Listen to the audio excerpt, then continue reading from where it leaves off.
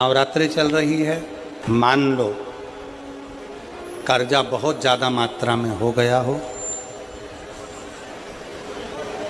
Peak अच्छी नहीं आई हो, फसल अच्छी नहीं आई हो, बहुत टेंशन की ज़िंदगी अगर चल रही हो, बहुत चिंता ग्रसित कर रखी हो और ऐसा लग रहा है कि पैसे की आवक कहीं से नहीं है और टेंशन बढ़ता जा रहा है, तो ये नवरात्रि जब पूर्ण हो तो दशमी जब तिथि आए, 9 दिन पूरे होने के बाद जब दसवीं तिथि आए, दशमी दशहरा, नवरात्रि पूर्ण होने के बाद में जो दशमी तिथि आए, समी के पत्ते 5 दुर्वा, 5 बेलपत्र, भगवान शंकर के मंदिर में 1 शमी का पत्ता, 1 दुर्वा, 1 बेलपत्र, भगवान शंकर से अपनी कामना करके, अपना गोत्र बोलकर शंकर भगवान के शिवलिंग पर समर्पित कर। फिर दूसरा पत्ता, दूसरा शमी पत्ता, दूसरी दुर्वा, फिर शिव जी पे समर्पित कर। 5 पत्ते शमी के, 5 दुर्वा, 5 बेलपत्र, दशमी तिथि रहे नवरात्रि के बाद की, समर्पित कर कर 1 लोटा जल 3 बार शंकर जी को उसी जल से 3 बार समर्पित कर, अपनी कामना कर कर चढ़े हुए जल का भाग थोड़ा सा लेकर आएं, घर के दरवाजे पर, व्यापार के स्थान पर उसका सिंचन करें और हृदय से बाबा से प्रार्थना करें, बाबा तेरे भरोसे ही बहुत चिंता है, बहुत टेंशन है, कर्जा बहुत है, दुख बहुत है, व्यापार चल नहीं रहा, तुझे समान। हमारा विश्वास करता है 3 महीने के अंदर जहाँ भी कथा होगी वहाँ आपका खुद का पत्र आकर आप लिख कर भेजोगे कि मेरे बाबा ने मेरा हाथ पकड़ा, मेरे शिव ने साथ दिया। विजयदशमी पर शमी के पत्र की बड़ी महत्वता होती है और नवरात्रि के बाद में जो विजयदशमी आती है उस दशमी की बड़ी महत्वता होती है। धन की कामना के लिए, कार्य सिद्धता के लिए, भगवान शिव की अविरल भक्ति को प्राप्त करने के लिए शमी पत्र मूल होता है। मूल।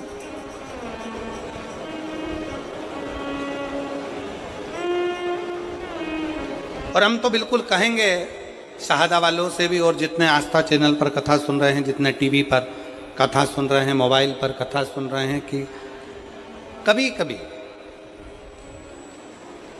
2 स्थान पर दीप लगाने में पीछे मत हटो। पहला, बेलपत्री के वृक्ष के नीचे।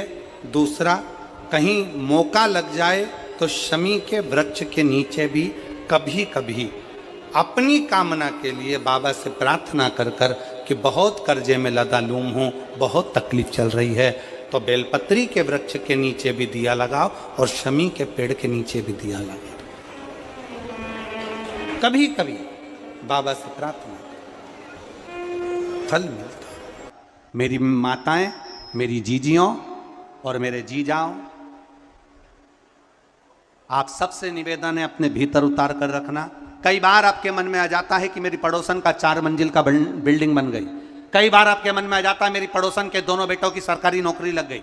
कई बार आपके मन में आ जाता है मेरे पड़ोस के यहाँ 4 व्हीलर गाड़ी आ गई। कई बार आपके मन में आ जाता है मेरा रिश्तेदार में वो बहुत उन्नति की सीढ़ी पर चढ़ गया, मेरे रिश्तेदार का लड़का वो डॉक्टर बन गया, मेरा परिचित वो इंजीनियर बन गया और मेरे बच्चे कुछ नहीं कर पा रहे, या मैं आगे नहीं बढ़ पा रहा, मैं वहीं की वहीं पर हूं, मैं आगे नहीं बढ़ रहा, मेहनत कर रहा हूं, सब कुछ कर रहा हूं, मैंने गाड़ी भी ली, ठप हो गया, नौकरी करा, काम बिगड़ गया, मैंने ये करा, मेरे साथ ये तकलीफ आ गई, राजनीति क्षेत्र में भी आगे बढ़ा, वहीं आकर खड़ा हूं। ये आपके मन में कई बार प्रश्न खड़े होते हैं, कई बार आपके मन में ये प्रश्न आ जाता है, उसका मकान बन गया, मेरा रह गया, उसके साथ में ऐसा हो गया, मेरा रह गया। आपसे निवेदन है, आप कभी ईर्ष्या मत करना, जितनी मन में ईर्ष्या है उतना 1 लोटा जल लेकर शंकर भगवान पर 1 चावल के दाने के साथ चढ़ाना प्रारंभ करना, आप भी उसकी बराबरी पर पहुंचोगे, ये निश्चितता है।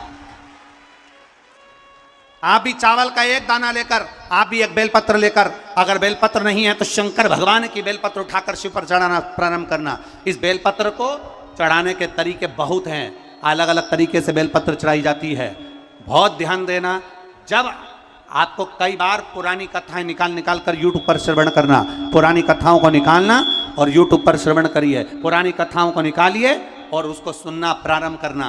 उसमें आपको बेलपत्र चढ़ाने के तरीके बताए गए हैं कि अगर हमारे यहाँ सबके बच्चों की नौकरी लग रही है और मेरा बच्चा तैयारी कर रहा है और उसकी नौकरी नहीं लग रही, तो उसका भी तरीका है कि बेलपत्र की डंडी किस ओर होना चाहिए।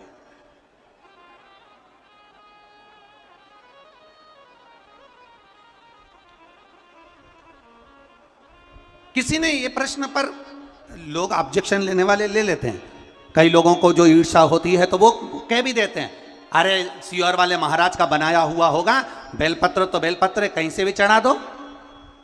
तो हमारा निवेदन है, खीर में और रोटी में अंतर होता है। रोटी को तोड़कर सब्जी से मुंह में खाया जाता है। अब किसी ने कहा बेलपत्र तो बेलपत्र कैसे भी चढ़ा दो, तो निवेदन है, खीर में रोटी में अंतर है।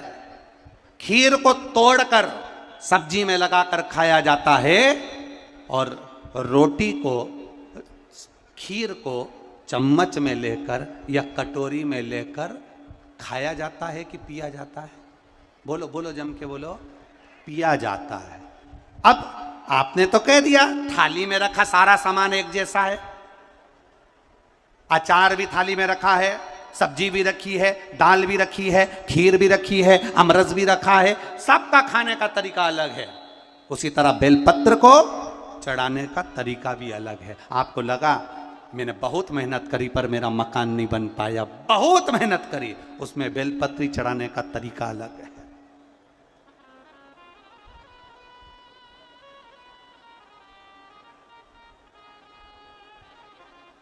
एक बेलपत्र में वो सुख जुड़ा हुआ है, एक बेलपत्र में वो आनंद जुड़ा हुआ है जो हमारे जीवन का सारा सुख प्रदान कर देता है, सब कुछ दे देता है। चढ़ाने का भी एक तरीका होता है, समझ में आता है? सीधा बेलपत्र और उल्टा बेलपत्र समझ लेना, बहुत अच्छे से समझिएगा। शिव जी के सम्मुख में शंकर भगवान के शिवलिंग पर जब बेलपत्र चढ़ता है तो बेलपत्र का जो सीधा भाग होता है वो शिव जी के शिवलिंग पर होना चाहिए, उल्टा भाग ऊपर होना चाहिए। बहुत ध्यान से समझना हो। जब नंदीश्वर को बेलपत्र चढ़ाते हो, नंदी जो बाहर होता है उसको बेलपत्र चढ़ाते हो, तो नंदी को दो जगह बेलपत्र चढ़ती है, आपको ध्यान में होगा। पहली बेलपत्र नंदी को जब चढ़ती है तो नंदी के सामने चढ़ती है, तो उसका बेलपत्री का जो डंडी का मुख है वो नंदी की ओर होता है और बेलपत्री की पत्ती का मुख शंकर जी की ओर होता है। समझ में आ रहा है सबको?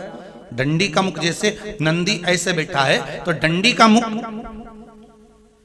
नंदी की ओर होगा, पत्ती का मुख शिव के, और ये सीधी की सीधी नंदी के सामने नीचे रखा जाती है, नंदी के सामने। और एक बेलपत्र जब नंदी के ऊपर चढ़ती है तो डंडी का मुख शिव जी के ऊपर होता है और इस पत्ती का मुख नंदी के सिर पर नंदी की ओर होता है।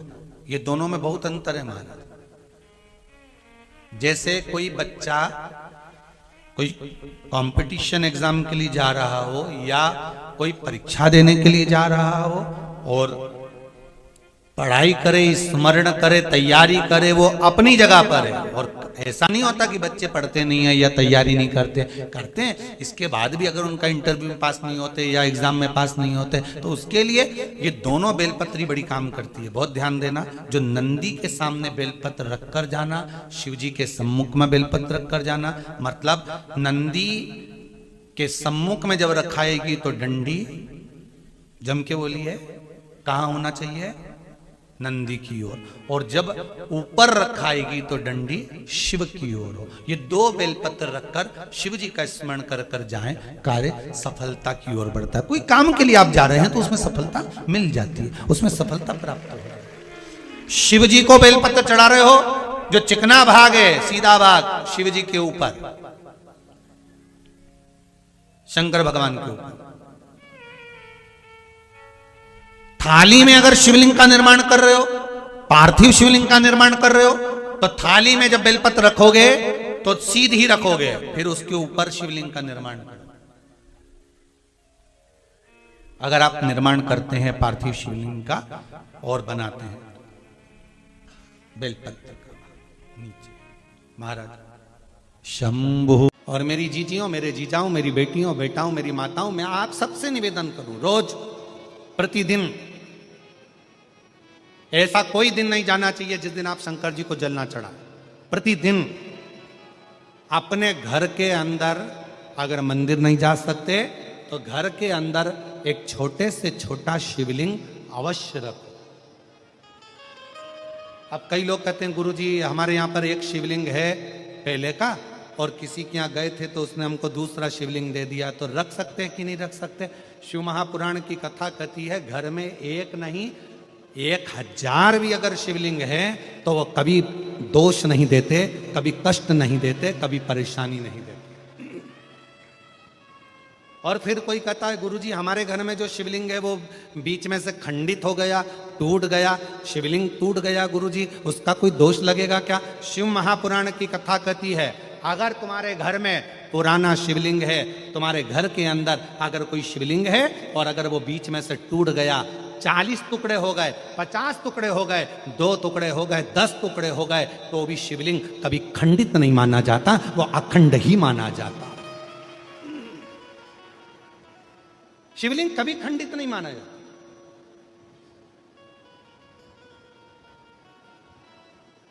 शस्त्रेश्वर हजारों टुकड़े होने पर भी शंकर भगवान का शिवलिंग कभी खंडित नहीं, कभी खंडित।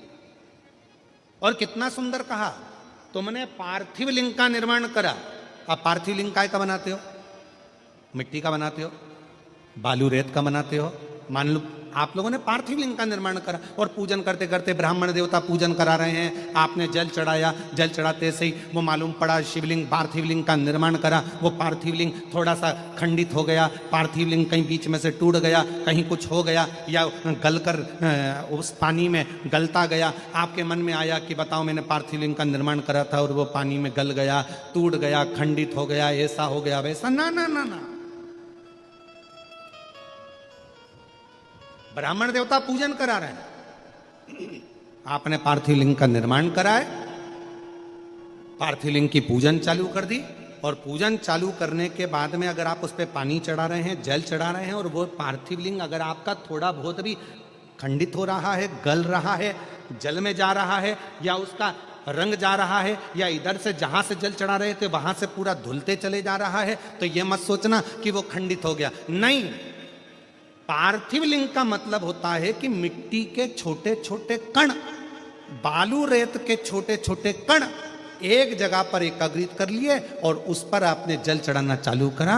पार्थिव लिंग का मतलब होता है कि एक शिवलिंग की पूजन नहीं, पार्थिव लिंग का मतलब होता है उस लिंग को बनाने के लिए जितनी मिट्टी लगी, उस मिट्टी में जितने जितने कण थे, जितने छोटे छोटे कण थे, वो सब एक जगह पर इकट्ठे हो गए। तो हमको केवल एक पार्थिव लिंग पूजन का फल नहीं, हजारों पार्थिव लिंग पूजन का फल एक साथ प्राप्त हो जाता है। उसकी खंडिता नहीं, वो खंडित नहीं हुआ है, वो टूटा नहीं है, उसमें खंडितता नहीं आई है।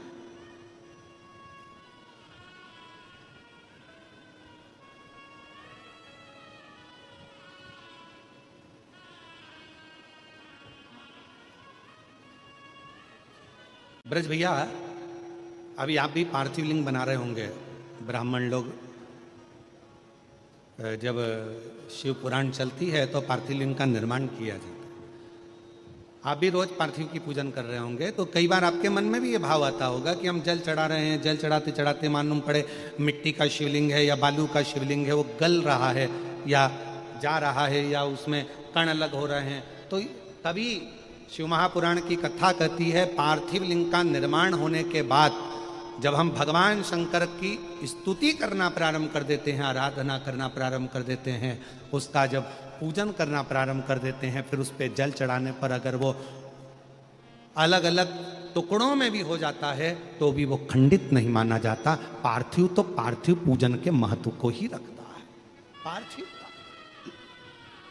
पार्वती जी माँ सती जी, उमा, कात्यायनी, कुष्मांडा, स्कंदा, ये जितनी भी देवियां हैं, हम क्यों इनकी आराधना करते हैं? कभी आप लोगों ने विचार करा कि माता जी की, हम लोग आद्य शक्ति दुर्गा भवानी की, माँ उमा की, माँ कात्यायनी की, चंद्रघंटा की, स्कंदा की, इन माताओं की आराधना हम क्यों करते? क्यों माँ अम्बा जगदम्बा की हम आराधना करते हैं? कभी आप विचार करें, करिएगा विचार। ऐसी कोई देवी नहीं है, ऐसी कोई माता, जगत जननी दुर्गा भवानी के जितने स्वरूप का आप दर्शन करेंगे, ऐसी कोई देवी नहीं है जिन्होंने शिव की आराधना नहीं करी, और ऐसी कोई देवी नहीं है जिन्होंने शिव से वर प्राप्त ना करा।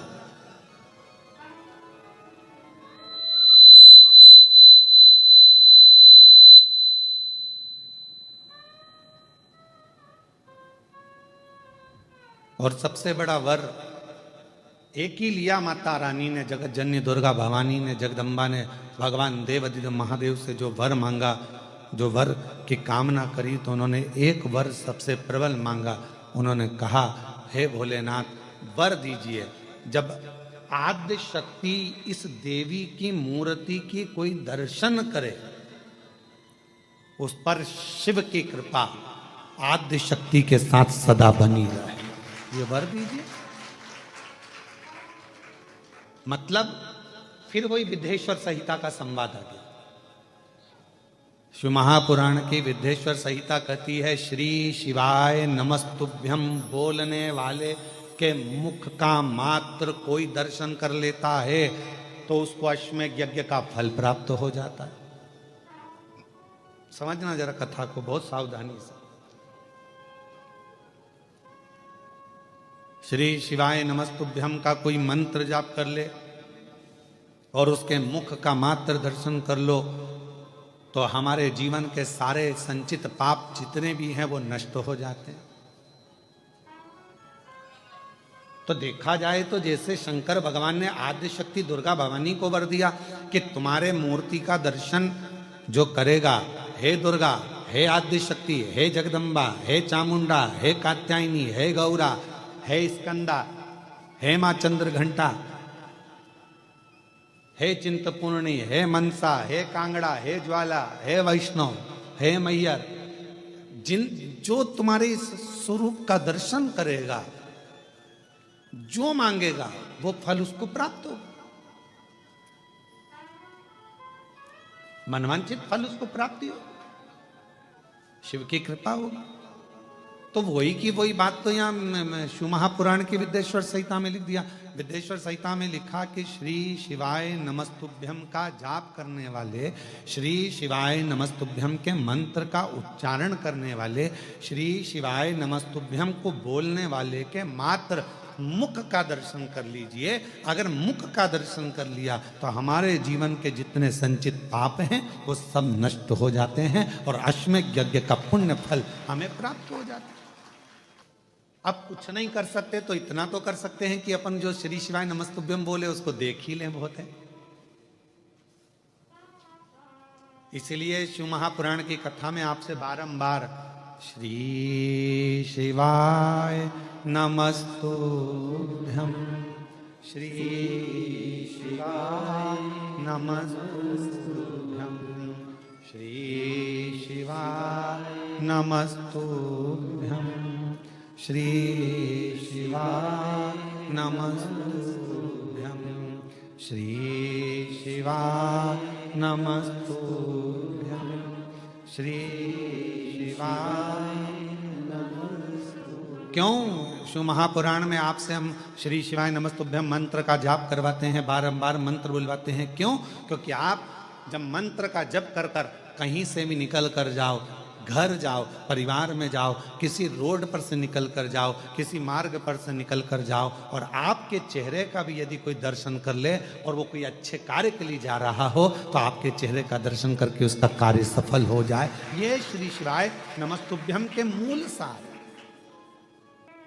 ये मंत्र की मूलता है। एक श्री शिवाय नमस्तुभ्यम मंत्र। तो यहाँ आद्य शक्ति दुर्गा भवानी वो कहते हैं ना कि आप व्यस्त हो तो समझ लो कि सबसे ज्यादा मस्त हो। आप व्यस्त हो तो समझ लो कि सबसे ज्यादा, जम के बोलो जरा, मस्त हो।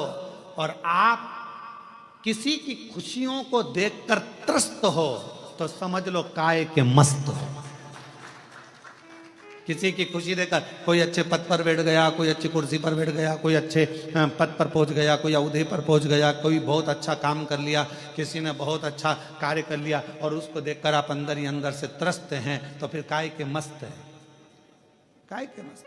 इसलिए शिव महापुराण की कथा कहती है कि भगवान से प्रार्थना करा करो कि मुझे व्यस्त रखना। अगर मैं व्यस्त नहीं रहूंगा तो लोगों की अवगुण देखूंगा, लोगों के गलत गलत भाव देखूंगा, अच्छाई नहीं देख पाऊंगा। इसलिए मुझे व्यस्त रखना। व्यस्त, आप व्यस्त हो तो समझ लो कि आप मस्त हो। और यदि दूसरे की खुशियां देखकर आपका मन त्रस्त हो रहा है तो फिर ऐसी मस्तता किसी काम की नहीं।